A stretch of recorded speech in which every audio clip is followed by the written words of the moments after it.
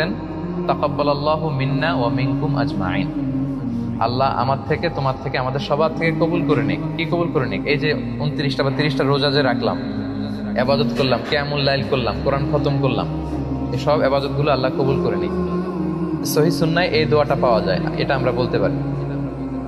এটা ছাড়াও আমাদের দেশে আমরা যেটা বলি ঈদ মুবারক, এটাও অনেক সুন্দর। আরব বিশ্বে বলে ঈদ সাঈদ। হ্যাঁ, তোমার দিনটা, ঈদটা শুভ হোক, আনন্দময় হোক, এদের মতো অনাবিল সুখ শান্তিতে সারা বছরটা তোমার কাটুক, এগুলো যে আমরা বলি কুল্লা আম ওয়া আনতুম বিখাইর, এটাও বলা যাবে। এক্ষেত্রে ইদানিং অনলাইনে দেখি অনেকেই বলে যে তাকাব্বালাল্লাহু মিন্না ওয়া মিনকুম ছাড়া কিছু বলা যাবে না। না, এত রিজিড হওয়াটা আসলে ঠিক না। খেয়াল রাখবেন, একটা হচ্ছে রিলিজিয়ন আর একটা হচ্ছে কালচার। ধর্ম আর কালচার দুইটাকে গুলিয়ে ফেলা যাবে না। আল ইসলামু লা ইয়ামনাউ আনিল আখদি আন আইয়ি শাইইন জাদিদ মা লাম ইখালিফ রূহাদ দ্বীন।